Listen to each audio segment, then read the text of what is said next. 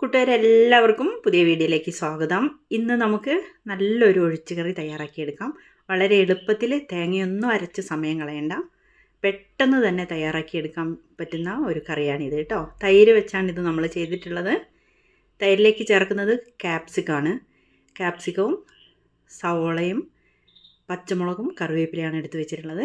Capsicum വെച്ച് നമ്മൾ ബജ്ജിയൊക്കെ ഉണ്ടാക്കാറുണ്ട്, ചിക്കനിലൊക്കെ ചേർക്കാറുണ്ട്. എന്നാൽ ഇതേപോലെ ഒന്ന് തയ്യാറാക്കി നോക്കൂ, ഒരു സൂപ്പർ ടേസ്റ്റാണ് കേട്ടോ. എല്ലാവരും ഒന്ന് വീഡിയോ ഫുള്ളായിട്ട് കണ്ട് അഭിപ്രായം പറയണം, ലൈക്ക് ചെയ്യാൻ മറക്കല്ലേ. ഇനി കറിയിലേക്ക് ചേർക്കാനായിട്ട് ഒരു കഷ്ണം ഇഞ്ചിയും വെളുത്തുള്ളി അല്ലിയാണ് കേട്ടോ വേണ്ടത്. കാപ്സിക്കത്തിൻ്റെ അളവിനനുസരിച്ച് ഇഞ്ചിയും വെളുത്തുള്ളി അല്ലിയുടെ അളവ് കൂട്ടിയെടുക്കാം. പിന്നെ ഇതെല്ലാം നമുക്കൊന്ന് കഴുകിയിട്ട് ഒന്ന് കട്ട് ചെയ്തെടുക്കണം. ഇഞ്ചിയും വെളുത്തുള്ളിയും നൈസായിട്ടൊന്ന് കട്ട് ചെയ്തിട്ടുണ്ട് കേട്ടോ. പച്ചമുളകും അരിഞ്ഞു വെച്ചിട്ടുണ്ട്. ഇതൊക്കെ ഓരോരോ ഇഷ്ടം പോലെയൊക്കെ ചെയ്തു വെക്കാം. സവോള നൈസായിട്ട് നീളത്തിലൊന്ന് കട്ട് ചെയ്തു. പിന്നെ ക്യാപ്സിക്കവും നീളത്തിൽ തന്നെ അല്പം കനത്തോട് കൂടിയിട്ടാണ് കട്ട് ചെയ്ത് വെച്ചിട്ടുള്ളത്. ഇത്രയും കാര്യങ്ങളെല്ലാം റെഡിയാക്കി വെച്ചിട്ടുണ്ട്. കൂട്ടുകാരെ, വീഡിയോ എല്ലാവരും ഒന്ന് ലൈക്ക് ചെയ്ത് കാണാൻ മറക്കല്ലേ കേട്ടോ. ഇനി നമുക്ക് കറി തയ്യാറാക്കാം. കറി തയ്യാറാക്കാനായിട്ട് ചട്ടി ആയിരിക്കും കേട്ടോ ബെസ്റ്റ്, കാരണം നമ്മൾ തൈരൊക്കെ ചേർക്കണതല്ലേ. ഞാനിപ്പോൾ എളുപ്പത്തിന് വേണ്ടിയിട്ട് ഒരു നോൺ സ്റ്റിക്ക് പാനാണ് എടുത്തിട്ടുള്ളത്. അതിലേക്ക് വെളിച്ചെണ്ണ ഒഴിച്ചു കൊടുത്ത് കടുകിട്ട് പൊട്ടിക്കണം. പൊട്ടി വരുമ്പോൾ നമുക്ക് അല്പം ഉലുവ ചേർത്ത് കൊടുക്കാം.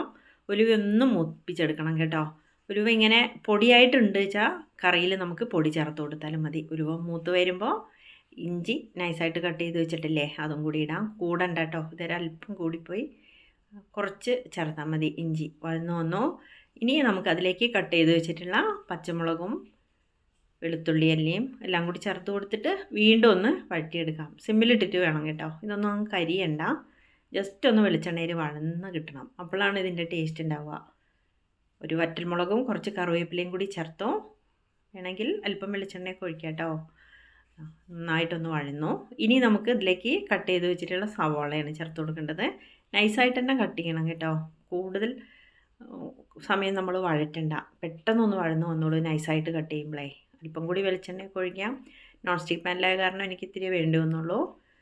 പിന്നെ ചട്ടിയിലൊക്കെ ആണെങ്കിൽ കുറച്ചധികം ഒഴിക്കേണ്ടി വരും വഴന്നൊന്ന് വരാൻ. കരിയൊന്നും വേണ്ട കേട്ടോ, നന്നായിട്ടൊന്ന് വഴന്ന് വരാം. ഈ ഉള്ളിയൊക്കെ ഒന്ന് കടിക്കുമ്പോൾ ഒരു രസമാണ് അല്ലേ, തൈരിലൊക്കെ ഇട്ടിട്ട്. അങ്ങനെ ഇഷ്ടമില്ലാത്തവർക്ക് നന്നായിട്ട് അരിയുന്ന രീതിയിൽ വഴറ്റിയെടുക്കാം കേട്ടോ.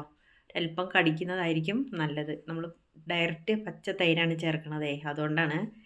നന്നായിട്ട് വഴന്നു വന്നു. ഇനി നമുക്കിതിലേക്ക് ക്യാപ്സിക്കം നൈസായിട്ട് കട്ട് ചെയ്ത് വെച്ചില്ലേ, നൈസല്ല കുറച്ച് തിക്കുണ്ട്, അത് കണ്ടില്ലേ, അതും കൂടി ഒന്ന് വഴറ്റിയെടുക്കാം. അത് കൂടുതലൊന്ന് വഴലണ്ട കേട്ടോ, പിന്നെ അത് പെട്ടെന്ന് വെന്തലിഞ്ഞു പോവില്ലേ. ഇത് തൈരിലിങ്ങനെ ചേർന്ന് ഒന്ന് കടിക്കുമ്പോഴാണ് നല്ല ടേസ്റ്റ് തോന്നിയിട്ടുള്ളത് കേട്ടോ. പിന്നെ അതിൻ്റെ പച്ച മണം, ഒരു പച്ച ടേസ്റ്റ് ആയിരിക്കുമല്ലോ, മിക്കവാറും ചിലർക്കൊന്നും ഇഷ്ടപ്പെടില്ല. പിന്നെ നമ്മൾ പുറത്തുനിന്ന് സാൻഡ്വിച്ചൊക്കെ വാങ്ങി കഴിക്കുമ്പോൾ ഡയറക്റ്റൊക്കെ കടിച്ച് കഴിക്കാറുണ്ട്. ചിലർക്ക് ഇതിൻ്റെ ഫ്ലേവർ ഇഷ്ടമില്ല വരണ കേട്ടിട്ടുണ്ട് കേട്ടോ. അതുകൊണ്ടാണ് പറയണത്, അതിൻ്റെ ഫ്ലേവർ ഒന്ന് മാറാൻ, ആ പച്ച ടേസ്റ്റ് ഒന്ന് മാറിയിട്ട് നമുക്കിനി ഇതിലേക്ക് പാകത്തിന് ഉപ്പ് ചേർത്ത് കൊടുക്കാം. കറിയിലേക്ക് വേണ്ട ഉപ്പൊന്ന് ചേർക്കാം കേട്ടോ. പിന്നെ അല്പം മുളക് പൊടിയാണ്, അതൊക്കെ എരിവിനനുസരിച്ച് ഓരോരുത്തർക്ക് ചേർത്ത് കൊടുക്കാം. കുറച്ച് മഞ്ഞൾപ്പൊടിയും കൂടി ചേർക്കണം. പിന്നെ വേണ്ടത് കായത്തിൻ്റെ പൊടിയാണ് കേട്ടോ. ഇതൊക്കെ കൂടണ്ട, ഒരു പാകത്തിന്, പൊടിയുടെ കുത്ത് ഇങ്ങനെ മുൻപിലേക്ക് നിൽക്കണ്ട കേട്ടോ. പൊടികളെല്ലാം പാകത്തിന് ചേർത്തിട്ട് ഒന്ന് വഴറ്റിയെടുക്കാം. കരിയാൻ പാടില്ല, ഇടയ്ക്കിടയ്ക്ക് ഞാൻ പറയുകയാണ്, പൊടിയൊന്നും കരിയണ്ട കേട്ടോ. ജസ്റ്റ് ഉള്ളിലേക്കും സോളയിലേക്കൊക്കെ ഒന്ന് പിടിച്ചു വന്നിട്ടുണ്ട്. ഇനി നമുക്ക് അല്പം വെള്ളം ഒഴിച്ചു കൊടുക്കണം. കുറച്ച് വെള്ളം ഒഴിച്ചു കൊടുത്തിട്ട് അതെല്ലാം കൂടി ഒന്ന് സെറ്റ് ആവട്ടെ. പൊടികളും സവാളയിലേക്കും ക്യാപ്സിക്കത്തിലേക്കൊക്കെ ഒന്ന് പിടിച്ചു വരുന്നതിന് വേണ്ടിയിട്ടാണ് കേട്ടോ. ഒരല്പം ചേർത്താൽ മതി. നന്നായിട്ട് ഒന്ന് ചേർത്ത് ഇളക്കി കൊടുത്തിട്ട് ഒന്ന് അടച്ച് വെച്ചിട്ട് ഒന്ന് തിളച്ചൊന്ന് വറ്റി വരട്ടെ കേട്ടോ. കൂടുതൽ സമയമൊന്നും വയ്ക്കണ്ട, അപ്പോഴാണ് അതിലേക്ക് ഉപ്പും മുളകും എരിവും ഒക്കെ പിടിച്ചാലല്ലേ നല്ല ടേസ്റ്റ് ഉണ്ടാവുക. അതുകൊണ്ടാണ് കേട്ടോ. ഇല്ലെങ്കിൽ നമുക്ക് ഡയറക്റ്റ് തൈര് ചേർത്തിട്ടുണ്ടെങ്കിൽ അത്ര ടേസ്റ്റ് ഉണ്ടാവില്ല. ഒരു 2-3 മിനിറ്റ് നേരം മതി കേട്ടോ. ഒന്ന് തിളച്ച് വന്നിട്ടുണ്ട്. ഇനി നമുക്കതൊന്ന് തുറന്ന് നോക്കാം. കണ്ടില്ലേ, വെള്ളമൊക്കെ വറ്റിയിട്ടുണ്ട്, എല്ലാം അതിലേക്ക് പാകമായിട്ടുണ്ട് കേട്ടോ. ഇനി ഇങ്ങനെ ഡ്രൈ ആയിട്ട് വരുന്ന സമയത്ത് നമുക്കിതിലേക്ക് തൈര് ചേർത്ത് കൊടുക്കാം. നല്ല കട്ട തൈര് ഒന്ന് ഉടച്ചിട്ട്, അല്പം പുളിയുള്ളത് ചേർക്കുന്നതായിരിക്കും കേട്ടോ നല്ലത്. നന്നായിട്ടൊന്ന് ഉടച്ചതിന് ശേഷം ഇതിലേക്ക് ചേർത്ത് കൊടുക്കാം. തൈരിൻ്റെ അളവൊക്കെ അവരവരെ ഇഷ്ടം പോലെയൊക്കെ ചെയ്യാം. അത്യാവശ്യം ചേർക്കണം. തൈരിൽ മാത്രമായിരിക്കണം ഇത് കിടക്കേണ്ടത് കേട്ടോ. ഈ കറിയുടെ ടേസ്റ്റ് അപ്പോഴാണ് വരിക. വെള്ളമൊന്നും കൂട്ടാൻ പാടില്ല. കട്ട തൈരാണ്, അല്പം പുളിയുള്ളതാണ്. നന്നായിട്ടൊന്ന് ഇളക്കി കൊടുക്കാം കേട്ടോ.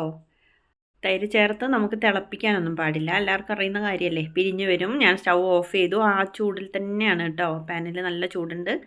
നല്ലപോലെ ഇളക്കി കൊടുത്തു. അല്പം ഉപ്പൊക്കെ കുറവുണ്ടായിരുന്നു. അതൊക്കെ നമുക്ക് ഈ സമയം തന്നെ ഒന്ന് ചേർത്ത് കൊടുക്കണം. ലാസ്റ്റ് വേണമെങ്കിൽ കായപ്പൊടിയോ ഉലുവപ്പൊടിയോ ഒക്കെ ചേർത്ത് കൊടുക്കാം കേട്ടോ, ഫ്ലേവർ ഇഷ്ടമുള്ളവർക്ക്. അടിപൊളി ക്യാപ്സിക്കം മോര് കറി ഇവിടെ റെഡി ആയിട്ടുണ്ട്. എല്ലാവരുടെയും ഒന്ന് അഭിപ്രായം പറയണേ. വീണ്ടും നമുക്ക് മറ്റൊരു വീഡിയോയുമായി കാണാം.